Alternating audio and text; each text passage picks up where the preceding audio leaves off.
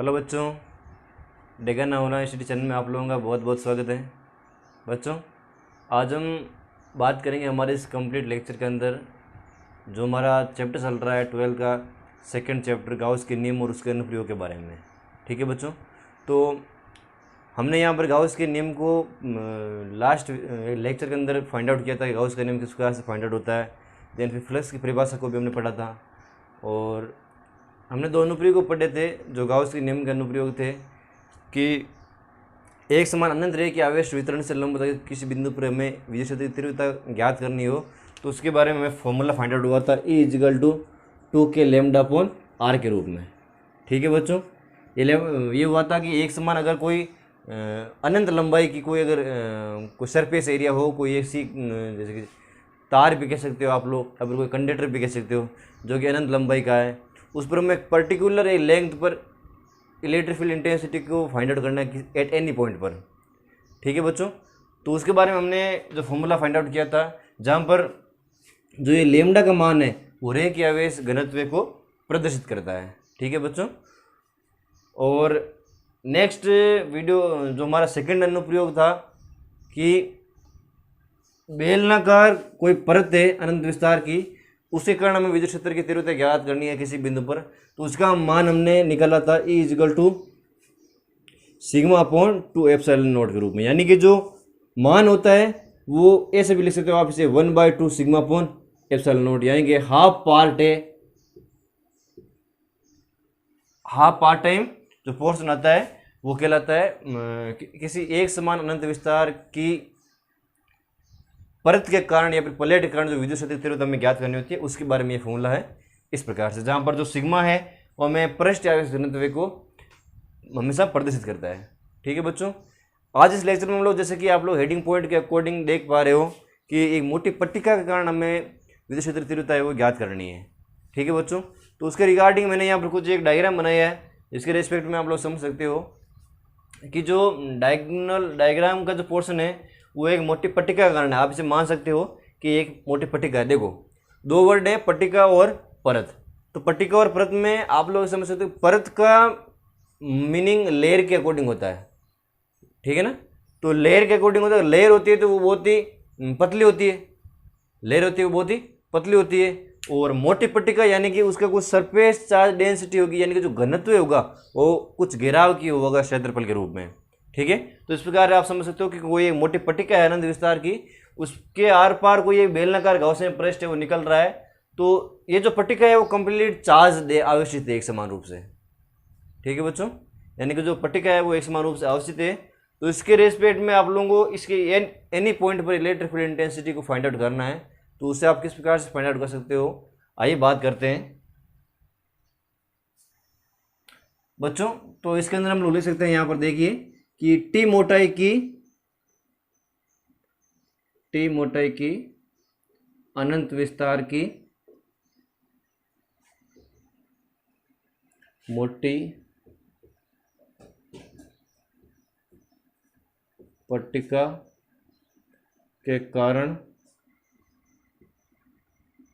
के कारण विद्युत क्षेत्र की तीव्रता ज्ञात करने के लिए एक बेलनाकार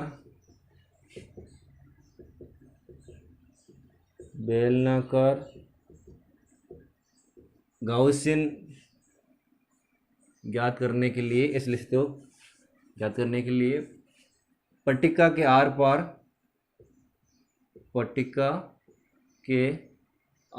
पार एक बेलनाकार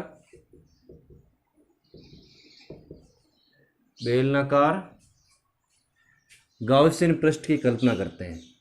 गाउसियन पृष्ठ की कल्पना करते हैं। ठीक है बच्चों,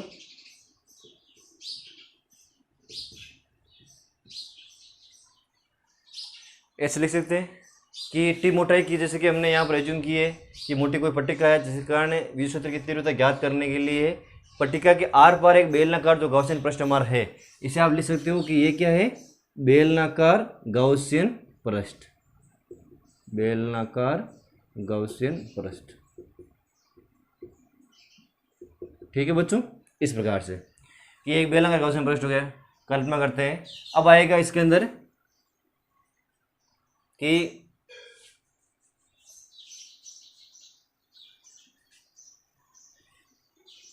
इसके किसी बिंदु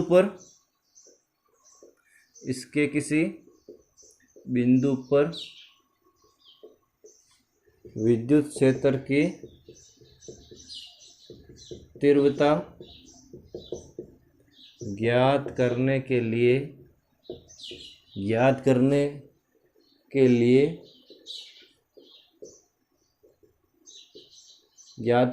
लिए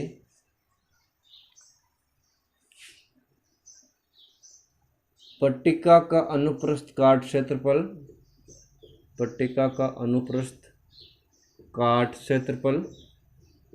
माना क्षेत्रफल हो जाएगा 2 सिग्मा ए है। ठीक है बच्चों, इस प्रकार भी कह सकते हो कि क्षेत्रफल हो गया sigma Q is equal to 2 sigma A के अकॉर्डिंग, जहाँ सिग्मा पर क्या हो जाएगा, पृष्ठीय आवेश घनत्व के रूप में। ठीक है बच्चों, पृष्ठीय आवेश घनत्व। अब आएगा कि अब इस गाउसियन पृष्ठ परिबद्ध अतः गाउसियन पृष्ठ से परिबद्ध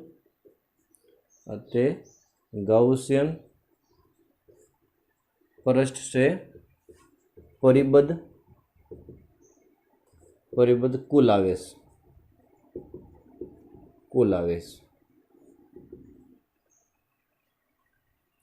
ठीक है, सॉरी कुल फ्लक्स लिख दो यहाँ पर, मान कुल फ्लक्स ज्ञात करेंगे। आवेश का मान ये हो जाएगा कुल क्षेत्रफल तथा आवेश, ऐसे लिख दो आप, अनुप्रस्थ काट क्षेत्रफल और आवेश का मान भी ये हो गया sigma Q equal to sigma A. अब हम लिख सकते हैं यहाँ पर फ्लक्स की परिभाषा से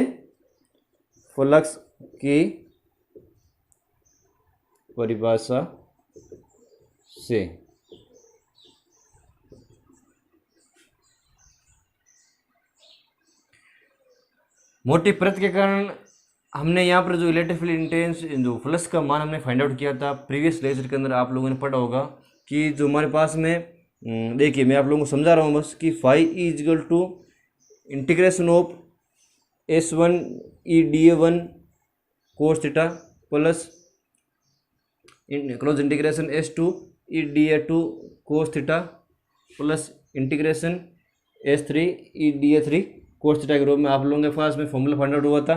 तो कंप्लीट को सोल्व करने के बाद में आपके पास में वैल्यू आई थी, वो आई थी कि phi E is equal to 2E A के रूप में। ठीक है बच्चों, इस प्रकार से आप लोगों के पास में ये वैल्यूज है वो फाइंड आउट हुई थी। ध्यान में रखें, ये आप लोग अगर प्रीवियस लेक्चर में वापस देखोगे तो आप लोगों को पता चल जाएगा। 2E। अब गॉस का नियम क्या कहलाता है, गॉस का नियम कहलाता है कि फाई ई का मान जो होता है वो निर्वात में कुल आवेश और निर्वात की गतिशीलता के अनुपात के बराबर होता है। ठीक है बच्चों, तो यहाँ पर हमारे पास में सिग्मा क्यू की वैल्यू क्या है, फ्रॉम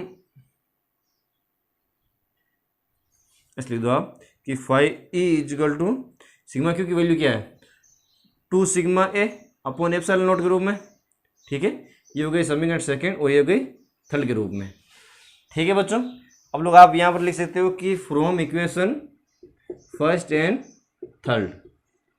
तो फर्स्ट और थर्ड किस प्रकार से हो गई कि इक्वल में देखो ये फाई ई और ये फाई ई, तो दोनों का मान इक्वल में हो जाएगा, दोनों का मान यहाँ पर हो जाएगा 2E A upon equal to 2 sigma A upon epsilon naught. 2 से 2 कैंसिल, ई से ए से कैंसिल, फिर मान आ जाएगा हमारे पास में E is equal to sigma upon epsilon naught के रूप में। ठीक है बच्चों, तो जैसा कि मैंने बताया था पहले कि जो E is equal to sigma upon epsilon naught, तो मान ये आ गया हमारे पास में पट्टिका का, और परत का मान क्या आया था, परत का मान आया था E is equal to 1/2 sigma upon epsilon naught, या फिर आया था सिग्मा अपॉन 2 एप्सिलॉन नॉट, इस प्रकार से। तो यहाँ पर तो ये हो गया कंप्लीट 1, यानी सिग्मा अपॉन एप्सिलॉन नॉट, और ये हो गया इसका हाफ पार्ट। तो इस प्रकार से हम लोग क्या कह सकते हैं कि अतः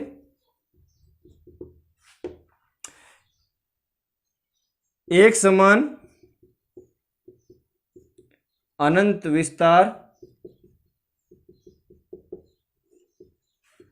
विस्तार की मोटी पट्टिका के कारण विद्युत क्षेत्र की तीव्रता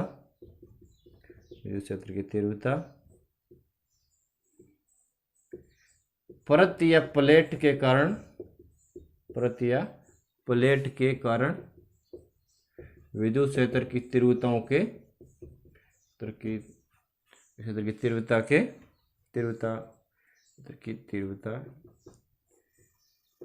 की दुगुनी होती है। ठीक है बच्चों, इस प्रकार से दुगुनी होती है।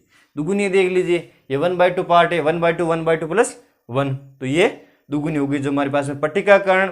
देखिए एक समान अनंत विस्तार की मोटी पट्टिका का कारण उस पर विद्युत क्षेत्र की तीव्रता जो है, यानी कि ये जो है परत या प्लेट के कारण विद्युत क्षेत्र की तीव्रता जो हमने लास्ट लेक्चर के अंदर पढ़ी थी, उसकी क्या है, दुगुनी है। ठीक है बच्चों, इस प्रकार से। तो देखिए बड़ा सिंपल सा आप लोगों का फंडा है इसके अंदर, और होप की चीज़ आप लोगों को समझ में आए। बस कैलकुलेशन में थोड़ा बहुत ध्यान में रखें, क्योंकि कैलकुलेशन आप लोगों इधर उधर नहीं होने चाहिए। ठीक है बच्चों, तो नेक्स्ट हम बात करेंगे जैसे कि जो आप लोगों अगली वाली चीज़ है कि एक समान चालक गोले और अचालक गोले के कारण जो उसके भिन्न भिन्न बिंदुओं पर अगर बिंदु बाहर की तरफ हो, अंदर की तरफ हो और सरफेस पर अवेलेबल हो, तो उस टाइम हम लोग इलेक्ट्रिक फील्ड इंटेंसिटी को किस प्रकार से फाइंड आउट कर सकते हैं उसके बारे में बात करेंगे।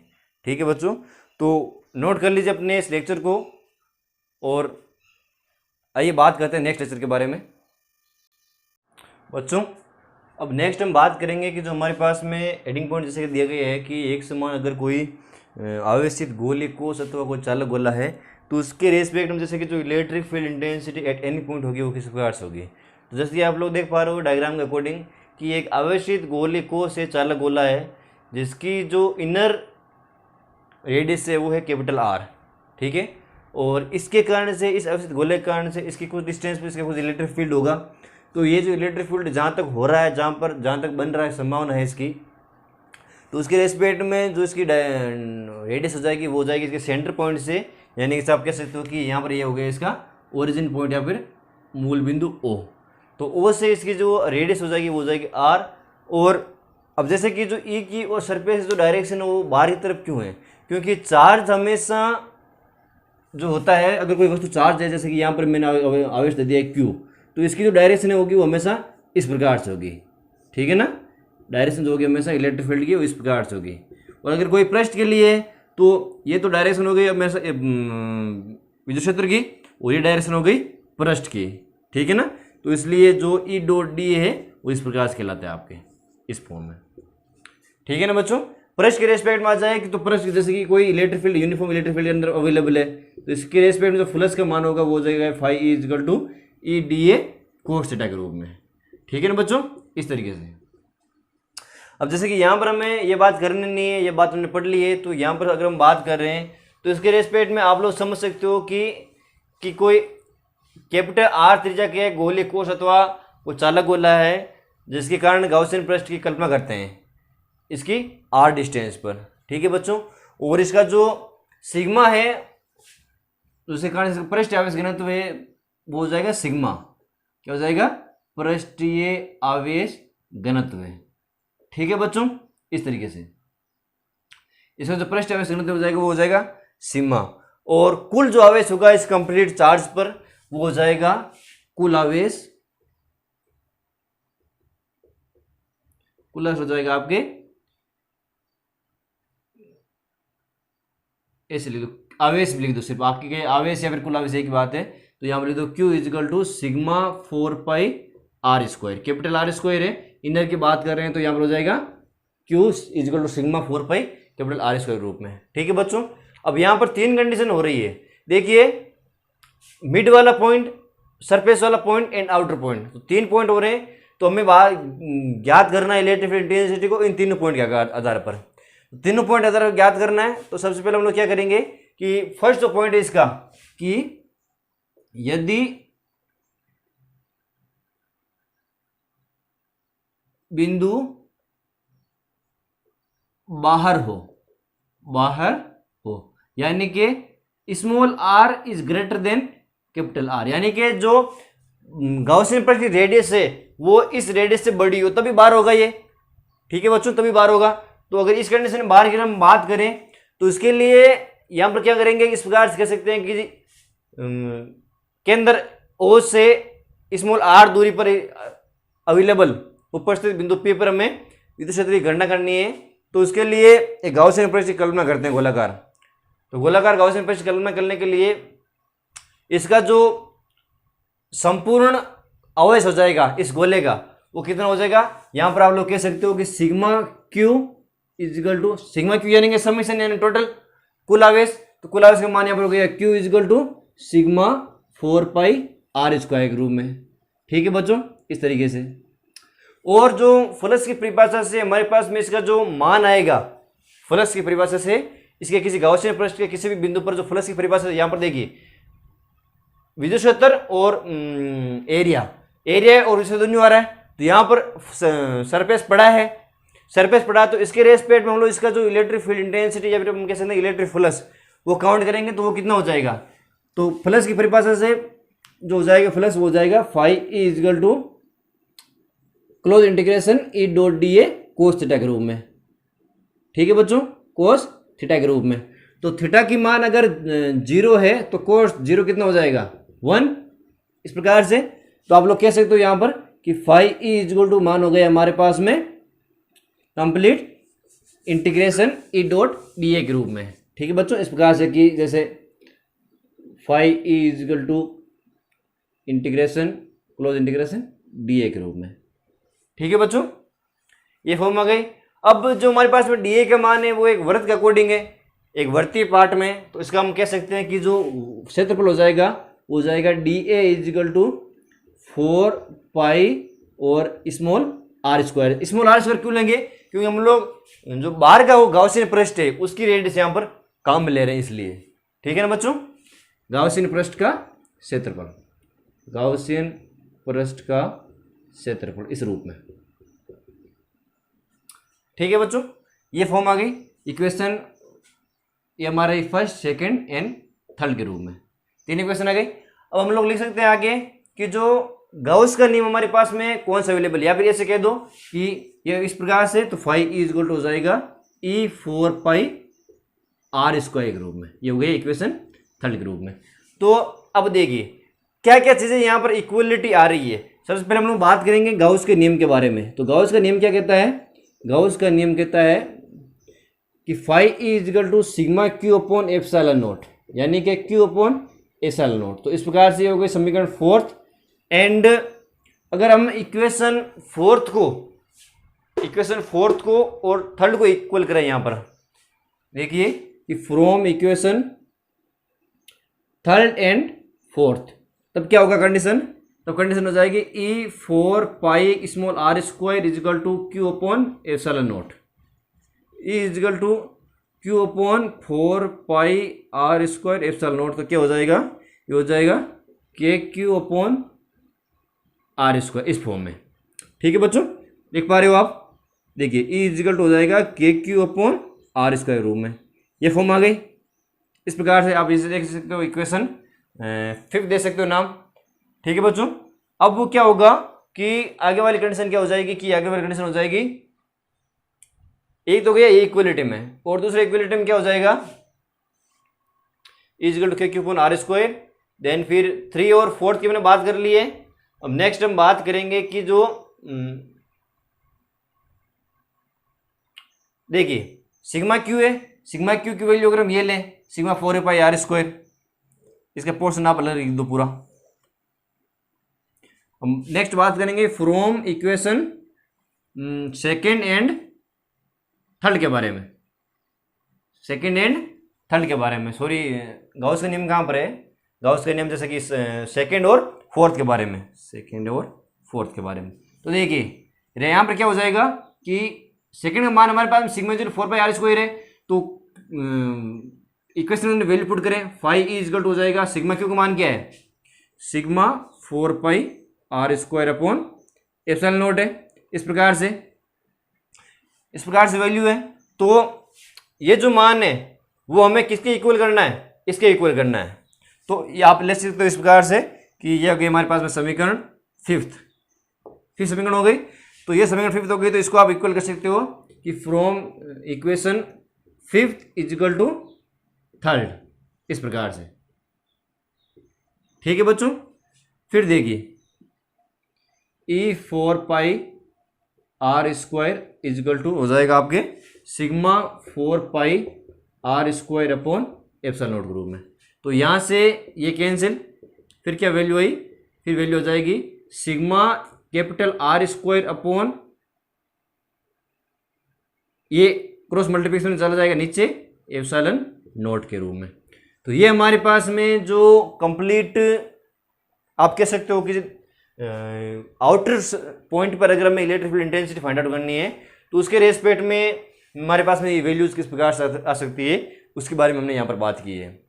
ठीक है बच्चों, तो आप लोग देख पा रहे हो इसको कि मैंने बस ज़्यादा कुछ चीज़ें इसके अंदर लोड नहीं बढ़ाई है जिसके लिए आपको अगर प्रॉब्लम हो। देखिए सिंपल सा क्वेश्चन है, गाउस का नियम तो आप लोगों को पता है, और ये इक्वेशन यहाँ पर फाइंड आउट करनी है, बस 3 या 4 इक्वेशन।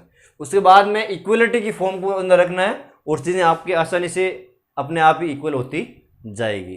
ठीक है बच्चों, ये तो मैंने कर ली है फर्स्ट पॉइंट के बारे में बात की, यदि बिंदु जो है वो आउटर पॉइंट पर अवेलेबल हो।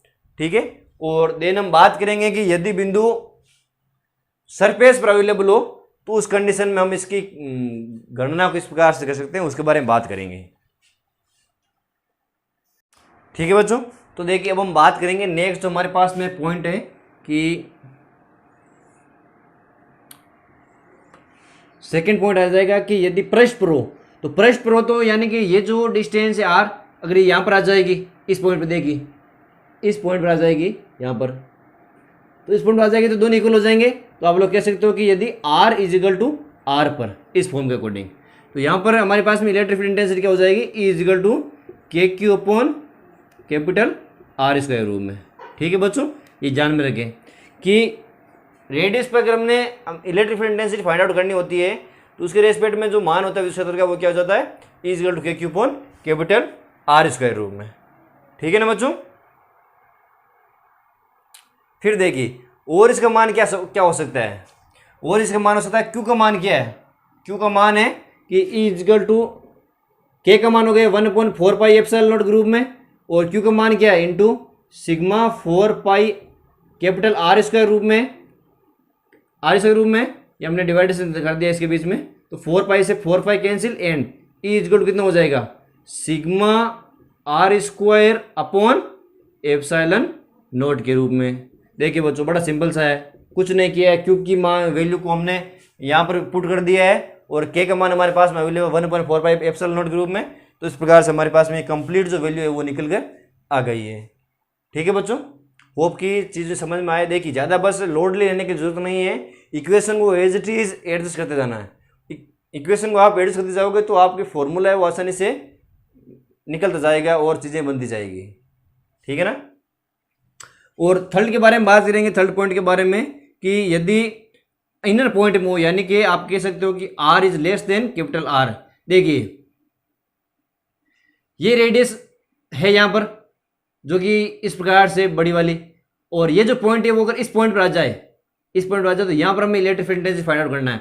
तो ये तो ज़्यादा है पूरा, और ये यहाँ पर इतनी डिस्टेंस इसकी देगी, ये यहाँ पर यहाँ तक, तो यहाँ तक अगर हमें ज्ञात करना है इस पॉइंट तक, तो इसके लिए जो अंदर का प्रोसेस होगा वो इस प्रकार से हो जाएगा, R is less than small R is less than capital R के रूप में। ठीक है, तो हमेशा ही ये बात का ध्यान में रखें कि विद्युत क्षेत्र के अंदर या फिर चालक के अंदर जो विद्युत क्षेत्र का मान होता है वो हमेशा शून्य होता है। तो इसलिए आप लोग लिख सकते हो यहाँ पर कि चालक के अंदर विद्युत क्षेत्र का मान क्या होता है, का मान शून्य होता है। ठीक है, तो शून्य होता है तो फ्लक्स भी यहाँ पर जीरो हो जाएगा, फ्लक्स भी हो जाएगा जीरो, और इसलिए विद्युत क्षेत्र का मान भी हो जाएगा 0। ठीक है ना बच्चों, इस तरीके से। क्योंकि इनर पार्ट में हम लोग काउंट नहीं कर सकते इसको, इनर पार्ट में काउंट करने के लिए हमारे पास में कुछ चीज़ चाहिए, लेकिन इनर पार्ट के अंदर तो हमेशा हमें पता है कि जो विद्युत क्षेत्र का मान होता है वो 0 होता है। ठीक है बच्चों, तो ये हमारे पास में कंप्लीट सॉल्यूशन निकल के आ गया है। अब इसका हम लोग डायग्राम ग्राफिकल फॉर्म के अकॉर्डिंग समझेंगे कि ग्राफिकल फॉर्म के अकॉर्डिंग इसका मान है वो किस प्रकार से फाइंड आउट किया गया है, उसके बारे में बात करेंगे। तो आइए बात करते हैं इसके अंदर बच्चों। अब आप लोग इस डायग्राम के अकॉर्डिंग, इस ग्राफ के पोर्शन के अकॉर्डिंग समझ सकते हो। यहाँ पर जैसे कि हो गया ग्राफ फॉर्मेट। ठीक है बच्चों, तो ग्राफिकल फॉर्मेट है, इसके रेस्पेक्ट में आप लोग समझ सकते हो कि मैंने यहाँ पर जो रेडियस है हमारे पास में, यानी कि जो ये गोला है, इस गोले के अकॉर्डिंग तो ये रेडियस है ना बाहर वाली जो गॉसियन प्लग रेडियस है, उसके रिस्पेक्ट में इसके रिगार्डिंग ये मैंने यहाँ पर डायग्राम बनाई है। तो यानी कि अगर कोई गोला जो इस डिस्टेंस पर यानी कि ES = 0 पर अवेलेबल हो, यानी कि जो इस फॉर्म के अकॉर्डिंग हो, तो दोनों की जो डायरेक्शन होगी वो इस प्रकार से होगी। और ये जो डायरेक्शन हमें इस प्रकार से कहती है कि इस सरफेस जो हमारे पास में, अगर सरफेस की हमने वैल्यू क्या फाइंड आउट की थी, सरफेस की वैल्यू फाइंड आउट की थी E = σr²/ε0। देखिए E की मान क्या हमने माना था, E = σr²/ε0। ठीक है, और माना था E = kq/r²। ऐसे फाइंड आउट किया था। तो अगर ऐसे फाइंड आउट किया था तो यहाँ पर देखिए इस सरफेस क्या कहता है, E = kq/r², या फिर आप कह सकते हो σ/ε0। ठीक है, σ/ε0 कह सकते हो। तो ये मान क्या है, ये मान है मैक्सिमम मान है किसका, ये जो हमारे पास में गोला अवेलेबल है ना, कि गोला जो है हमारे पास में आवेश चालक गोला है, तो उसकी जो इलेक्ट्रिक फील्ड इंटेंसिटी में मान ज्ञात करना है, तो ये मान हमारे पास में मैक्सिमम होगा इसका। इसके अलावा कोई सा भी मान है वो कम आएगा। ठीक है बच्चों, और जो आउटर पॉइंट पर अगर हम बात करें, किसी आउटर पॉइंट पर अगर हम बात करें, तो इसके रेस्पेक्ट में ये जो 1/r² आ जाएगा, जैसे कि हमने पढ़ा था कि σr²/ε0 r, इस प्रकार से शायद पढ़ा था हमने। तो ये जो मान पढ़ा था हमने, तो इसके रेस्पेक्ट में देखिए कि r की बात हो रही है इन दोनों डिस्टेंस के बीच में, इन दोनों एरियाज के बीच में। तो ये हमारे पास में जो वैल्यूज आ रही है कि यहाँ पर देखिए, ये मेरे ख्याल से इस प्रकार के फॉर्मेट के रूप में आ जाएगा, σ/ε0 और r²। ठीक है बच्चों, यहाँ पर ये चेंज कर दें थोड़ा। वैल्यू क्या पढ़ी थी हमने फर्स्ट के अकॉर्डिंग, हमारे पास वैल्यू क्या आई थी, वैल्यू आई थी φ = देखिए वापस बता देता हूँ आपको कि σ/4πr² था, एक तो था E4πr² था, और दूसरा क्या था हमारे पास में, दूसरा था कि σ/4πR² के रूप में /ε0 था। ठीक है बच्चों, तो 4π की वैल्यू 4π से कैंसिल, और E का मान क्या है, E का मान आ जाएगा σR²/ε0, और ये r² यहाँ पर चला जाएगा। तो ये हमारे पास में जो वैल्यू फाइंड आउट हुई थी, तो ये क्या है, इस समानुपाती 1/r² है। यानी कि अगर रेडियस का मान और बढ़ेगा, रेडियस का मान और आगे बढ़ेगा, या फिर गॉसियन पृष्ठ इसके चालक के रेस्पेक्ट में और आगे होगा, तो इसका जो विद्युत क्षेत्र का मान है वो उतना ही कम होता जाएगा। यानी ऐसे समझ सकते हो, देखिए ये अगर बढ़ेगा या फिर ये अगर बढ़ेगा, इस प्रकार से r का मान है वो अगर बढ़ेगा तो E का मान है वो घटेगा। ये इस प्रकार समझ लो आप डायरेक्ट। ठीक है ना, क्योंकि वर्तमान इस फॉर्म में। होप कि ये चीज आप लोगों को समझ में आ देगी। σ/ε0 जो मान है वो हमारे पास में मैक्सिमम मान होगा, ये बात ध्यान में रखें। ठीक है ना, इस तरीके से। और कंप्लीट जो मैंने लेक्चर बता दिया आप लोगों को। अब नेक्स्ट हम बात करेंगे कि आवेशित एक चालक गोले के कारण जो किसी भी बिंदु पर में विद्युत क्षेत्र तीव्रता ज्ञात करनी है, उसको किस प्रकार से फाइंड आउट कर सकते हैं उसके बारे में। तो आइए बात करते हैं बच्चों। अब नेक्स्ट हम बात करेंगे जो हमारे पास में जैसे गेटिंग पॉइंट है कि आवेशित कुचालक गोले के कारण जो विद्युत क्षेत्र तीव्रता एट एनी पॉइंट पर हमें ज्ञात करनी है वो किस प्रकार से होगी। तो जैसे कि जो एक गोला है वो इसकी इनर डिस्टेंस हो जाएगी, इनर रेडियस हो जाएगी, वो हो जाएगी R, एंड जो आउटर है जो इसके कारण से बाहर की तरफ गॉसियन पृष्ठ बन रहा है उसकी हो जाएगी स्मॉल आर। तो इस गोले के कारण जो इसका पृष्ठ आवेश घनत्व होगा, यानी कि जो आयतन आवेश घनत्व होगा, यानी कि अचालक गोला दिया गया है तो अचालक गोले के रूप में हम लोग इसके आयतन आवेश घनत्व को फाइंड आउट करेंगे, उसको मेजर करेंगे। क्यों करेंगे? क्योंकि कुचालक है या फिर अचालक है, तो यानी कि वो विद्युत का तो इलेक्ट्रिक इंटेंसिटी उसके अंदर मतलब कि होगी नहीं, इनर पार्ट में होगी, आउटर पार्ट में नहीं होगी। यानी कि अचालक गोला जो कुछ भी है उसके मिड पॉइंट या सेंटर पॉइंट पे हो सकती है, लेकिन आउटर पर नहीं हो सकती कोई सी कुचालक वस्तु है उसके रेस्पेक्ट में। तो उसके लिए हम लोग उसके आयतन को या फिर हम कह सकते हैं कि घेराव जो है आवेश का उसको मेजर करेंगे। ठीक है बच्चों, तो यहाँ पर हम बात करेंगे जैसे कि इसका जो आयतन आवेश घनत्व है वो हो जाएगा आयतन आवेश घनत्व हो जाएगा रो। तो इसके लिए डेफिनेशन हो जाएगी कि माना कैपिटल आर त्रिज्या के एक गाउसियन पृष्ठ की कल्पना करते हैं जो कि एक समान रूप से अवस्थित है तथा ये आयतन आवेश घनत्व जिसका आयतन आवेश घनत्व है रो। ठीक है बच्चों, तो इसके रेस्पेक्ट में जो इसका टोटल चार्ज हो गया, कुल चार्ज हो गया, वो हो जाएगा इस पर आवेशित चार्ज, वो चार्ज हो जाएगा Q equal to rho 4/3 pi capital R cube के रूप में। ठीक है बच्चों, इस तरीके से हो जाएगा। अब आप लोगों को ये ज्ञात करना है यहाँ पर कि चार्ज हमारे पास में दिया गया है, घनत्व हमारे पास में है। तो फर्स्ट पॉइंट जैसे मैंने कि प्रीवियस लेक्चर के अंदर, प्रीवियस वीडियो के अंदर जो आपने पहले देखा अभी कि 3 कंडीशन होती है कोई सी भी कुचालक गोले के अंदर। 3 कंडीशनों में फर्स्ट कंडीशन थी हमारे पास में कि small R is greater than R की कंडीशन में हमारे पास में इसकी इलेक्ट्रिक फील्ड इंटेंसिटी को किस प्रकार से फाइंड आउट कर सकते हैं, तो उसके लिए बात करेंगे। तो ये मैंने बताया था कि ये बाहर की तरफ तो इसके लिए क्या कंडीशन हो जाएगी कि टोटल चार्ज जो इसका होगा वो हो जाएगा sigma Q equal to rho 4/3 pi R cube के रूप में। ठीक है बच्चों, इस तरीके से हो जाएगा। ये इक्वेशन फर्स्ट हो गई। और अब इस गाउसियन पृष्ठ से संबंध फ्लक्स का मान हमारे पास में क्या होगा, तो फ्लक्स का मान फ्लक्स की परिभाषा से वो हो जाएगा phi E is equal to close integration E D A cos theta के रूप में।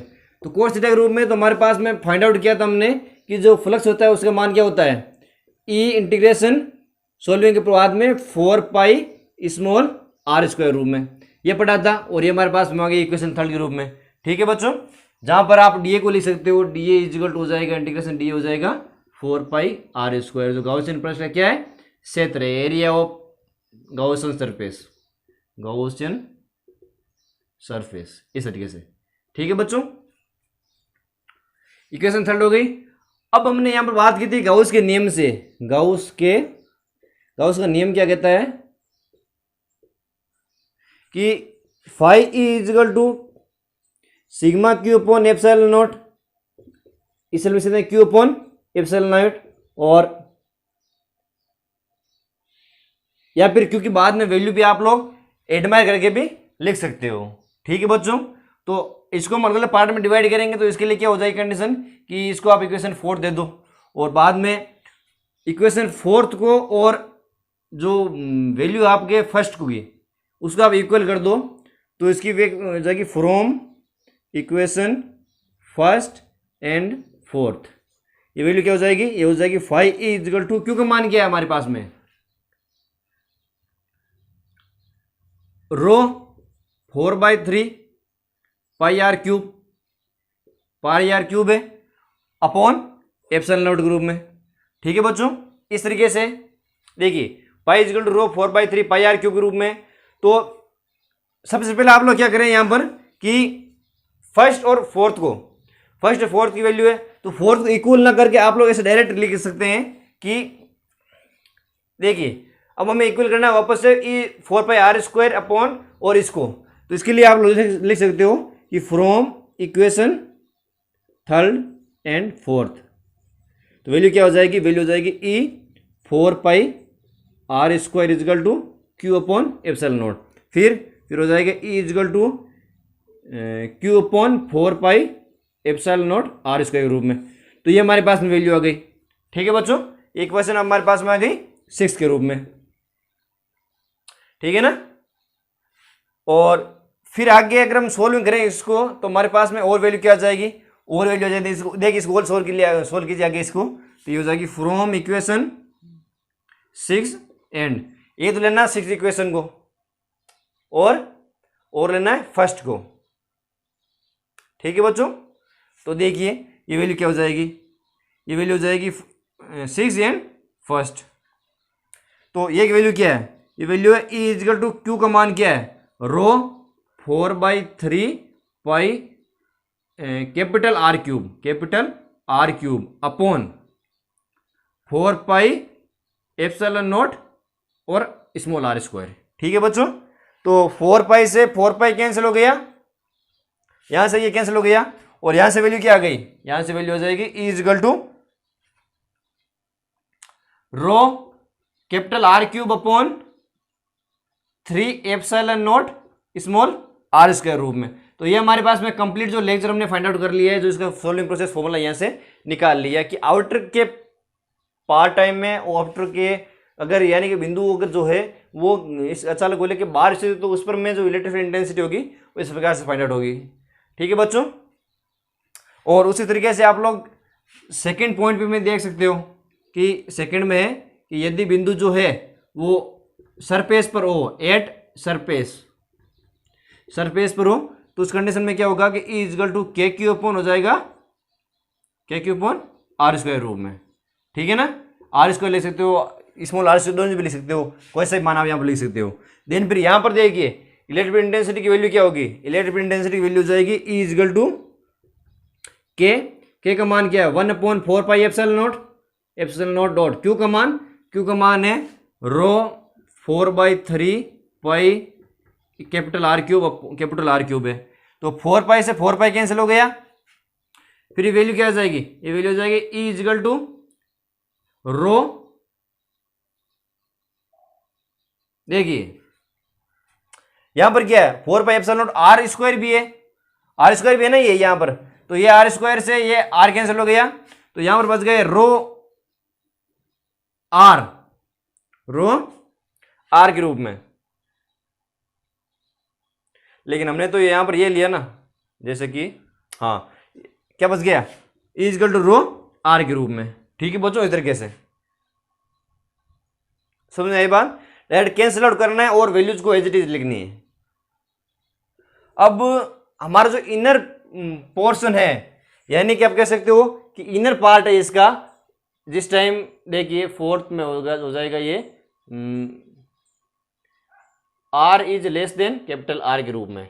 तो यहां पर ये कंडीशन जो फॉलो होगी, वही कंडीशन के आधार पर हमारे पास में ये इलेक्ट्रिक इंटेंसिटी वो इसी कारण से इसी बिंदु पर निकल कर आएगी। निकल किस प्रकार से आएगी, तो देखिए ये हो जाएगा कि इसका आवेश कितना होता है, आवेश होता है sigma Q is equal to rho 4/3 pi R cube होता है, ठीक है।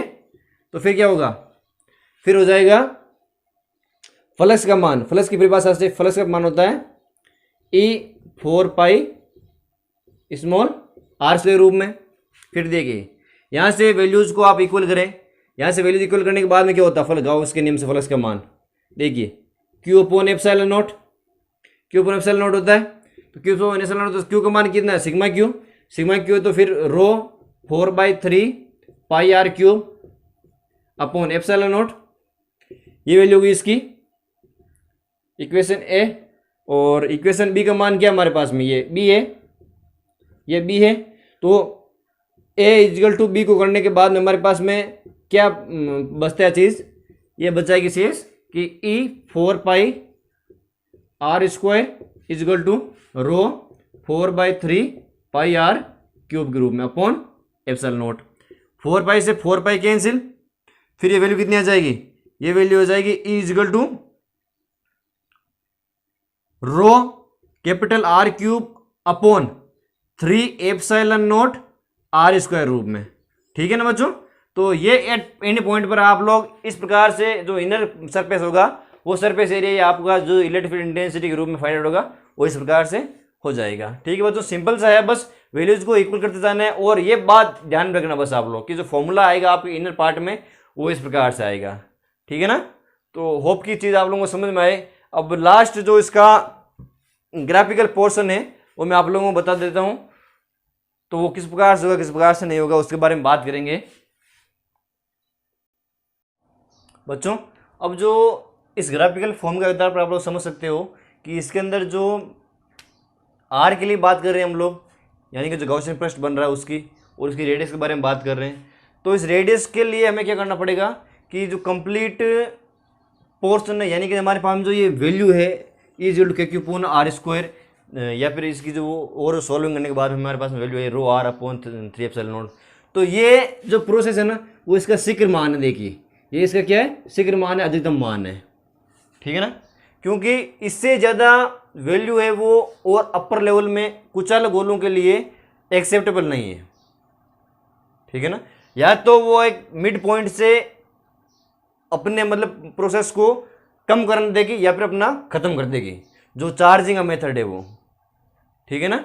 तो इस कंडीशन पे ये आप लोगों का ग्राफिकल पोर्शन है वो बता दिया मैंने कि शिखर मान जो इसका है वो हो जाएगा कि अगर जो गॉसियन पृष्ठ है वो कुचाल गोले के पृष्ठ पर हो, यानी कि समतल पर हो, दोनों एक दूसरे के डिस्टेंस इक्वल में हो, तो उस कंडीशन पर इनका जो मान है वो हमेशा मैक्सिमम रहेगा, जो चार्जिंग का इलेक्ट्रिक इंटेंसिटी का जो मान है वो हाई रहेगा, ठीक है बच्चों। तो ये तो आज हमने कर ली कंप्लीट जो कुचाल गोलों के लिए और चाल गोलों के लिए तथा जो मोटे पट्टे के कारण हमें विद्युत क्षेत्र प्राप्त करना होता है उसके बारे में। अब नेक्स्ट वीडियो हम लोग बात करेंगे कि जो साबुन का बुलबुला होता है उसके बारे में जैसे इलेक्ट्रिक इंटेंसिटी फाइंड आउट करने के लिए। फिर हम बात करेंगे कि उसकी जो पृष्ठ तनाव, उसकी त्रिज्या, उसके बारे में, तथा एकांक आयतन ऊर्जा के बारे में, ठीक है बच्चों। तो बना रहिए डेगन ऑनलाइन इस चैनल के साथ में, और इस चैनल को ज़्यादा से ज़्यादा लाइक करें, शेयर करें और सब्सक्राइब करें, ठीक है बच्चों। जय हिंद।